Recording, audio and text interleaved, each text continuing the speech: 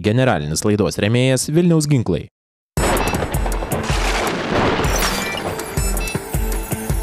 Elektra ne juokai. Instaliacija patikėkite profesionalams. www.lumenas.lt. Mėsos meistrai. Pagaminta žinovų.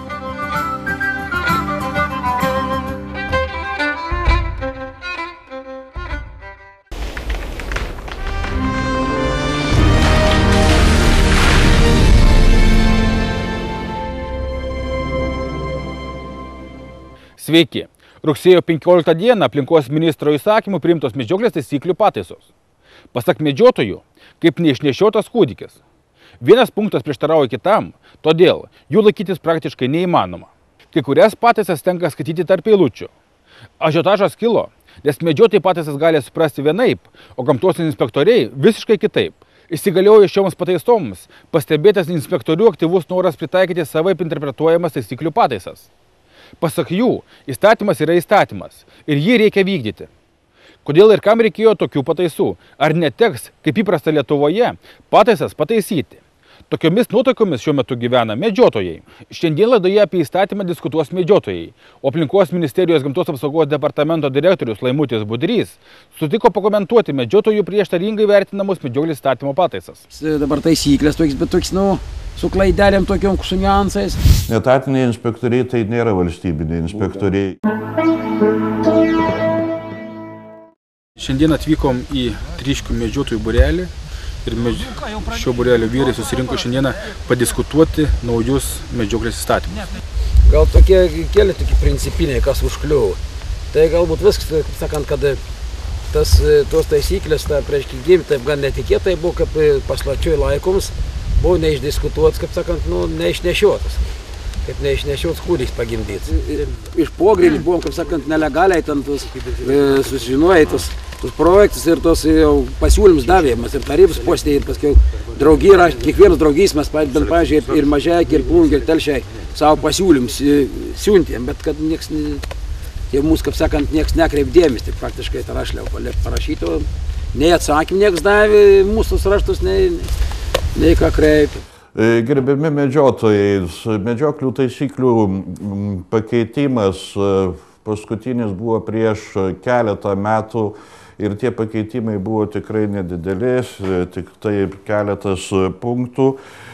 Medžioklės taisyklės buvo keistos daugelį kartų nuo medžioklės įstatymo priėmimo nuo 2002 metų ir šių medžioklių pakeitimas yra susijęs su kai kuriais ir ES direktyvų reikalavimais. Ir dar vienas dalykas, gal daugiau kaip praktinis, tai kad taisyklių pakeitimas jau yra išdėstytas nauja visiškai redakcija. Dar ir 4.16. Reiškia, kad reikalingi medžioklinių šuns kilmės dokumentai, reiškia, atitinkanti Tarptautinės kinologijos federacijos reikalavimus. Jeigu medžiojam su medžiokliniais veisliais šunimis, reiškia, jeigu medžioja su neveisliniais šuniais ar negranakraujais, maišytojais, reiškia, mišrūnais, reiškia, išeit, kad čia gali neregistruotais medžiojai. Pasirodo, kad yra Lietuvoje, kaip juos pavadinti, turbūt verslininkai, kurie sugeba įsteigti draugiją, pasivadina Lietuvos medžioklinių šunų draugija ar dar kažkokiu tai pavadinimu, apsiskelbia medžiotojam, nustato savo kilmės, pasitvirtina savo kilmės tuos visus dokumentus reikalingus medžiokliniam šunim, kai susiduria su tokiais dalykais, kaip pavyzdžiui, veisimo klausimai. Tie dokumentai nepripažįstami jokioj ES šaly. Tai vat siekiant apsaugot nuo tokių dirbtinų kažkokių tai steigiamų šaraškino, kaip čia pavadint, gal kontorų, įvesta tokia nuostata, kad tai turėtų būti dokumentai, kurie yra pripažįstami Tarptautinės kinologijos federacijos. tikrai nieks šunų netiminės, tikrai nieks dabar nesurašinės kažkokių tai protokolų ir tie, kurie turi ne tuos dokumentus, paprasčiausiai reiktų kreiptis į kiekvienam rajone, yra Lietuvos medžiotojų ir žvejų draugijos skyrius, jie yra pasirašę bendradarbiavimo sutartį su Lietuvos kinologų draugija ir tie dokumentai bus perrašomi ir jie atitiks visus tarptautinius reikalavimus. Jokių finansinių kažkokių naštų ant medžiotojų neužkraunama. Kvartinmetrai pagal tą reikalingą šunys turėti pagal ir registruotus, kad atitiktų dokumentai FIC reikalavimus, tai tarptautinių šunų registracijai. Ir dabar nuo spalio 15 prasideda varminis medžioks, per tą laikotarpį praktiškai šunų perregistruoti bus neįmanoma. Jau vien to reiškia, medžioklis jau strukdys. O kad nekiltų neiškumų irgi dėl, sakykime, medžioklės ateinančios, variminės medžioklės dabar prasidės, tai tą punkto įsigaliojimą terminą mes galėsim pakoreguoti, sakykime, metam, kad žmonės medžiotojai turintys medžioklinius šunis ir nesu tais dokumentais ir be abejo ne dėl jų kaltės, ramiai galėtų pasikeisti į tuos dokumentus, kurie bus pripažįstami tarptautinėje erdvėje. Antras dalykas, mes šitą klausimą kėlėm ir taryboje, ir raštiškai rašėm dėl tykojimų bokšteliuose ir jų prie masyklų. Reiškia, praktiškai mes, kada ir pašarų, ir kada galim tik tais juos atitraukti nuo ūkininkų, niokojimų laukų, juos papildomai šeriant, atviliuoti gardesniais pašarais. Reiškia, mes galėsim tik tais nuo gruodžio 1 masinti, kada bus snieg, kada jau praktiškai reikės tos žvėrelis tikrai papildomai šerti. Jo, ir papildomai šerti reikės ir kad tada galbūt jau tikrai atleis iš bado, bus medžiojami kaip liktai ant pašerti, pamaitinti iš bado. Nu, tai šitoks ir toks, mes siūlėm, kad nors nuo spalio 1, kadangi jau nuo spalio 1 pasėlių jau nebėra praktiškai ir dabar to tykojam nieko tokio praktiškai neteks savo prasmės. Klausimas be abejo visiems rūpimas yra tai naujos savokos įvedimas, tai medžiojimas tykojant prie masalo, kuomet masalo kiekis neviršyje 20 kg ir tai leidžiama daryti nuo gruodžio 1 iki kovo 1, medžioti tokiu būdu, nuo gruodžio 1 dienos iki kovo 1 dienos. Ir pasvaršius buvo priimta tokia nuostata, kad žiemos metu, tai yra nuo gruodžio 1 iki kovo 1 dienos, medžioti nieks nedraudžia, bet medžiojama turėtų būti ne prie šėryklų, bet taip vadinamuose viliojimo vietose. Šėryklos jos lieka ten, kur šeriam žvėrį žiemos metu, jeigu yra gili žiema, tai ir turėtų ten žvėrys maitintis. Bet žinant, sakykime, tų šernų skaičių Lietuvoje, tikrai nieks tų sezonų netrumpina, leidžiama būtų medžioti viliojimo vietose. Mes dabar tikrai dar pagalvosim, kaip tą savoką apibrėžti, kad nekiltų klausimų nei medžiotojam, nei mūsų gamtos apsaugos inspektoriam. Gaunu irgi įvairiausių klausimų, kad dabar draudžiama iš viso uždrausta medžioti prie pašarų. Tikrai to nėra ir kaip aš minėjau, ta savoka bus pataisyta, kad ji būtų suprantama visiems. Turėtų būti medžiojama tradiciškai, taip kaip ir buvo medžiojama lig šiol. Tai, kad baigta diskusija, dar kartą galiu atsiprašyti turbūt tų medžiotojų, kurie išsigando, paskaitė tą nuostatą, kad uždraudžia medžioklę, jokių būdų jos medžioklės tikrai jokios neuždraudžiam ir jokių revoliucinių kažkokių pakeitimų nėra, yra tik tai buvo manyta vienintelis įvest toks apribojimas, tai medžiojimas žiemos metu, kur mes tą nuostatą pataisysim, kad ji būtų aiškesnė. Nu, čia dar tokių, aš nežinau, gal kit pakalbės, čia dar ir tokių ir netikimų, čia dėl licencijų užpildymo, reiškia, kad licencijų užpildym nušovimą vietoje arba pradėjus lupti, kas pirmiau, reiškia, seka, kuris procesas seka. Išskyrus, reiškia, medžiojant vienam medžiotojui, kada licencijų užpildymą nušovim vietoje. Reiškia, praktiškai nepaėmus to iš vietos, jo daroti negalim, reiškia, praktiškai gaunas kertas, tiek viens medžioja, tiek medžiojant bendros medžioklės, gaunas toks kazus, jie, pavyzdžiui, Sušaustė, sužeidė žvėrį kokius džiunglės už kelių kilometrų, pavyzdžiui, be licenzijais, neužpildys, o žvėrės paimti negali, pagal tą parašymą. Čia toks irgi kažkoks nesąmoningas dalykas, pagal ankstesnės taisyklės buvo, kad reiškia išvažiuojant iš medžioklės plotų vienetai.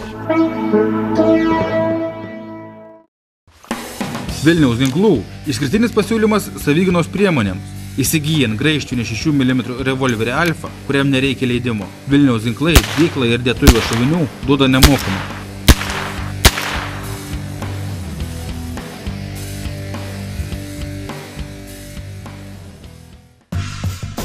Parduotuvės Sava sodyba, Tilžės gatvė 99, prie senojo viaduko prekiauja Štil, Viking ir kitas sodo technika. Ne tik prekiauja, bet ir atlieka garantinį ir po garantinį remontą. Kiekvienam klientui bus taikomos geros nuolaidos.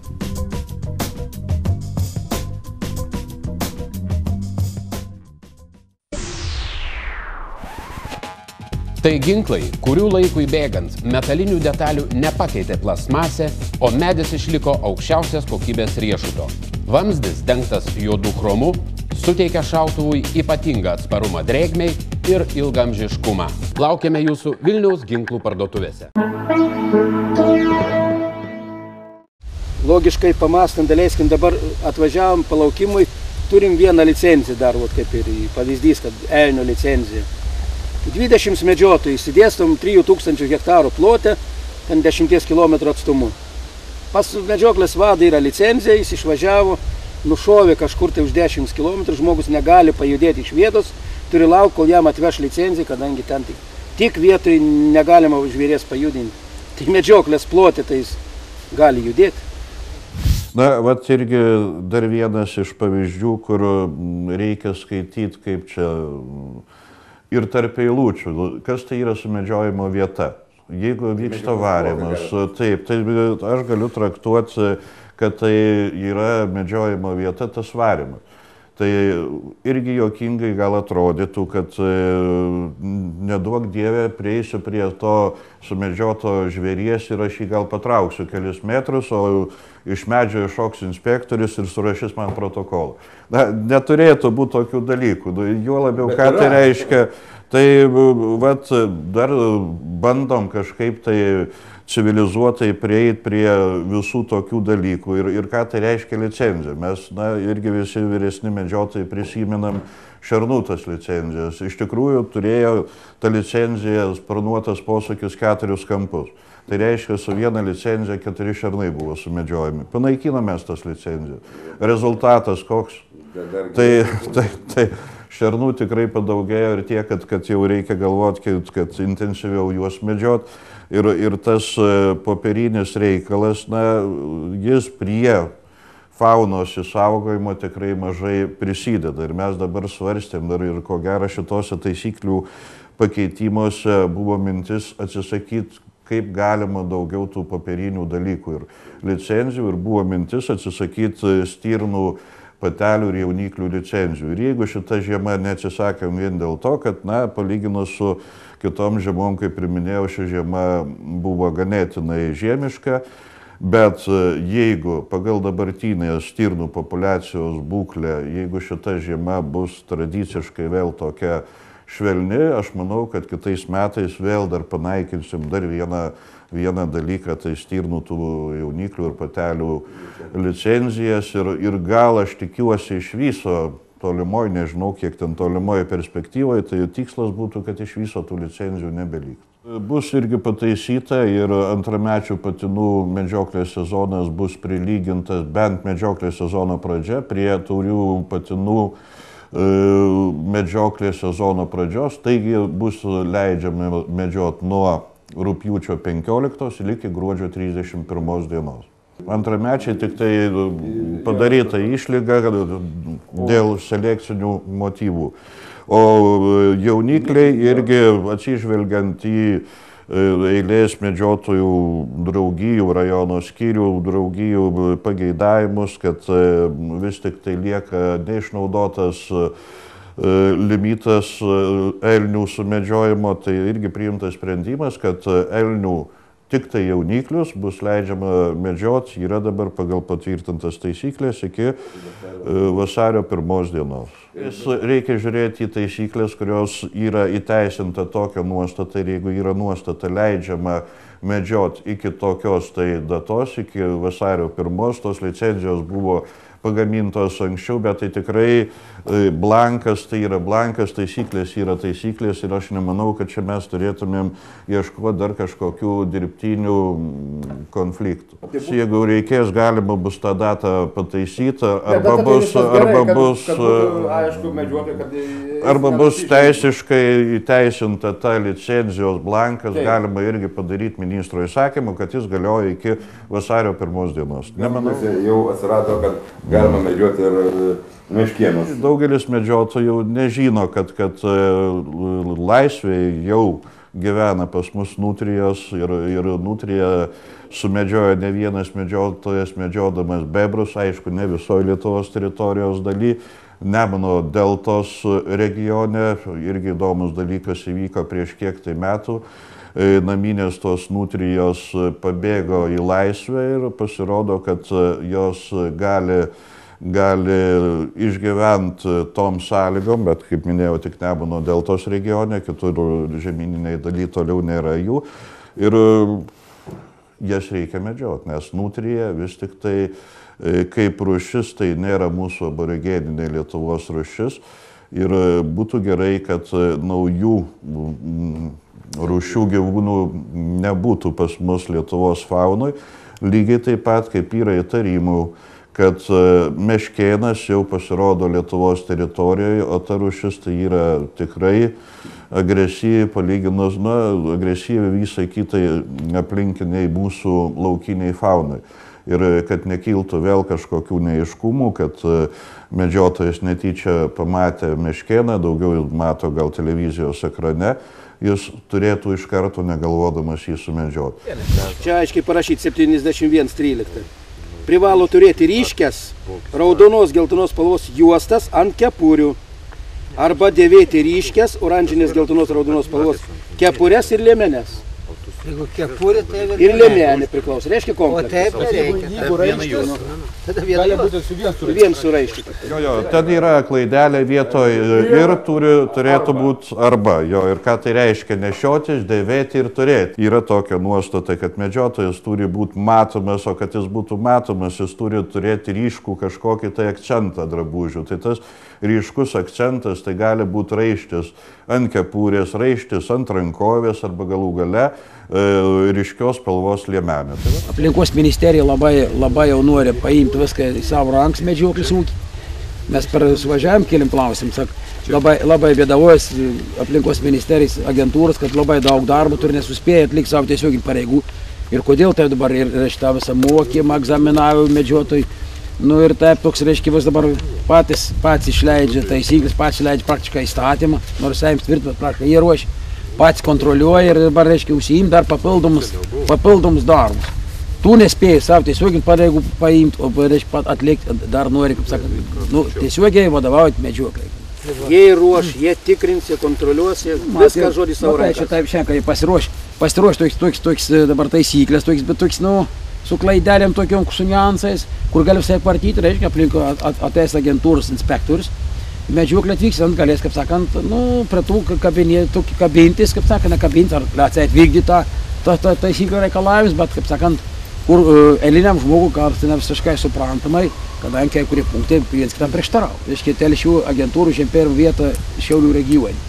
Praktiškai visi pažeidimai, visi protokolai bus rašti iš medžioklės, už lapo, ne ten už tašką, už kablelį. Yra popieriniai ir yra tikrų pažeidimų protokolai. Tai tų popierinių protokolų mes tenksimės, kad jų būtų kuo mažiau. Ir aš, jūs irgi sakėte įvairiausių pavyzdžių, bet aš irgi manau, kad inspektorius tikrai negali būti priešas medžiotojui. Medžiotojas ir inspektorius yra, sakyčiau, dėčiau lygybės ženklą ir trečia ten kategorija tai yra tikri brakonieriai ir jeigu suvienijus tas jėgas, tai tikrai būtų kur kas lengviau inspektoriam ir kur kas būtų lengviau medžiotojam ir rezultatas būtų Tai yra tas, kad mes tikrai saugotum tą fauną ir apsauga būtų visiškai kitam lygmenį ir tas brakonierius galų gale išeitų iš tos orbitos. Netatiniai inspektoriai tai nėra valstybiniai inspektoriai ir jeigu jie važiuoja vieni, rodo savo netatinio inspektoriaus pažymėjimą ir jeigu dar jie sugebėtų išrikiuoti visus medžiotojus į rikiuotę ir pradėti ten kamantinėti kiekvieną, tai tikrai jie tokių teisių neturi. Ir jeigu tokie atsiranda pavieniai atvejai, tai reikia iš karto pranešti regiono aplinkos apsaugos departamentui, tikrai to pažymėjimo jie greitai negaus. Sulaikėjai brakonierių. Tai reikia, kadangi brakonierius antuodi teismą, ant stempo kūmą. Ilgai reikia vaikti, medžiuoti ir nori medžiuoti. Užmok baudą ir geriau nesibilinėja, neapsaugot. Nu, jie nebent jau tikrai jau kas nors jau skaudus, didelis, kaip sakant, didelį baudą reikia mokyti, ar kaip nors jau kas link su bilietą atimim. O tai praškai medžiotojai nesiskundžia, užmok tą baudą ir nori vėl toliau medžiuoti. Nu, o čia, sakant, lengvas grobis jie. Tas įvedimas, ko gero, dar irgi išryškina kai kurias santykių pusės tarp medžiotojų ir gamtos apsaugos inspektorių. Vis tik tai medžiotojas ir gamtos apsaugos, gyvosios gamtos inspektorius, jie turėtų plaukti vieną valtį. Pasakytų tikras brakonierius, ačiū už jūsų tokius santykius. Ne, kad kas lyto brakonieriam, tai turbūt daugiausiai mes ir esam patys medžiotojai suinteresuoti, kad to brakonieriavimo nebūtų, kad tas medžiotojas vyktų tvarkingai, kaip sakant, kad mūsų žvėrių būtų daugiau, kadangi likt ne tik mums, tai būtų ir mūsų vaikams, kaip sakant, rūpinamės. Mes turim plotus, mokam pinigus. Ir gan per vis medžiotojus Lietuvoje į biudžetą pakliūna milijonai tų lėšų.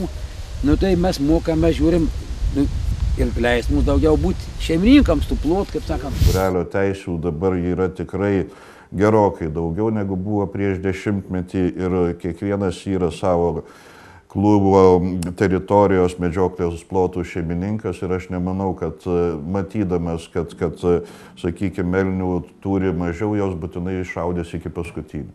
Padiskutavom, iškėlėm tas opės kiekvienam medžiotojui problemas.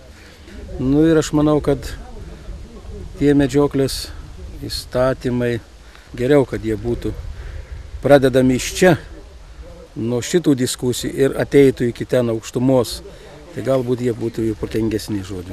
Na, tos taisyklės jos yra kūriamos ne tam, kad paspęs kažkokias žabangas ar pinklės medžiotojam ar žvejam mėgėjam. Ir gal iš kitos pusės ir gerai, tai parodo, kad vis tik tai mūsų medžiotojai domisi teisinė ta visa medžioklės pusė, ta mūsų visa medžioklės sistema, na ir bendrom jėgom, aš manau, kad tas taisyklės patobulinsim tiek, kad jos būtų suprantamos tiek patiem medžiotojam, tiek institucijom, sakykime, kurios kontroliuoja, kaip tų taisyklių laikomasi. O šiaip nuostata būtų vis tik tai tokia ir strategiškai mąstant į priekį, kuo mažiau yra aprašyta ir kuo mažiau yra parašyta, tuo yra aiškiau. Smetonos laikų įstatymas buvo pusė puslapio. Ir kažkaip visi suprato ir visi taisyklingai medžiojo. Tai vat, tas didelis ir smulkmeniškas aiškinimas, tai žiūriu, kad sukelia tik tai kartais daugiau neaiškumo, negu turėtų būti, rodosi kur kas aiškiau. Tiek žinių šiandien. Manau, apie medžioklės įstatymą kalbėsime dar ne vienoje laidoje. Norisi tikėti, kad į medžiotojų pastabas bus atsižvelgta. Pataisos bus pataisytos. Nepamirškite, kad tęsiasi Ginalo firmos konkursas. Mes laukime jūsų nuotraukų, o jūsų laukia puikus prizas – Štil pjūklas. Šiandien tiek. Susimatysime po savaitės. Nei plauko jums, nei tauko. Iki. Apsaugos, gaisro aptikimo, vaizdo stebėjimo sistemų įrengimas, techninis aptarnavimas ir kitos paslaugos.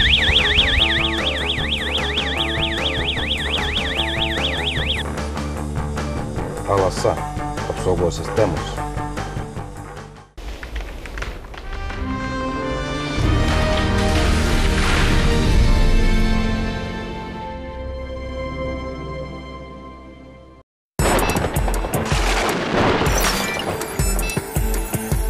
Elektra ne juokai. Instaliacija patikėkite profesionalams. www.lumenas.lt Generalinis laidos rėmėjas Vilniaus ginklai.